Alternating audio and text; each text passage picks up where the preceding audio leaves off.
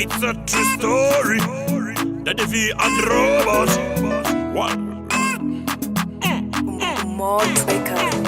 Nakitari miche nibwo je nahuye n'umwana n'abajama banje ubwo twari twasokanye nitwaguraga kamwe ufite akanagashiraho abaraho bose ubwo bari batwikundiye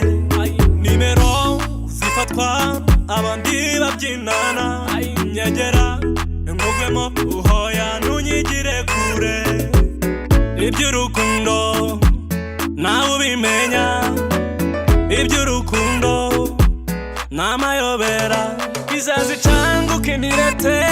Nimupakate, nimupembeleze usife moyo mini muzazi tamujua kuliko mwili wangu nitamujali nitamupenda nimupende kuliko fedha na dhahabu ni damu yangu maisha yangu tampenda tele mtoto wangu umukunzi wanjye ngize umusazi ibyanjye nagahoma munwa unakunze ngasizora yari byanje bihaye umukire yarambwiye ngo afite inda ndapagasa ndakazana nkubita hirya nkubita hino ngo mbone cyiza tunga umubebe punda si pune solamente saliti kwa kuona analusina mengine ujauzito kanikata mi maskini na mimba yangu kaipatia yule bosi suwenu wanje mama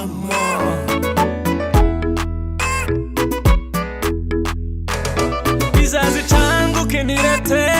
nimupakate nimupembeleze usife moyo mini muzazi tamujua kuliko mwili wangu nitamujali nitamupenda nimupende kuliko fedha na dhahabu ni damu yangu maisha yangu tampenda tele mtoto wangu ntacyo bitwaye azavuka nsange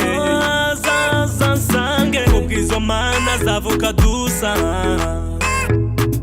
amaraso yanjye ntazamba hirya no aho nzabandi nzaba mwihurizo sababu yule bosi suwenu wanje mama IG Pro. kizazi changu kinirete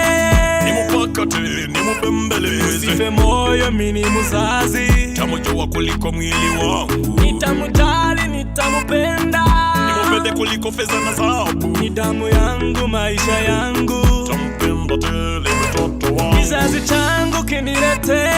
nimupakate nimupembeleze usife moyo mini muzazi tamujua kuliko mwili wangu nitamujali nitamupenda nimupende kuliko fedha na dhahabu ni damu yangu maisha yangu tampenda tele mtoto wangu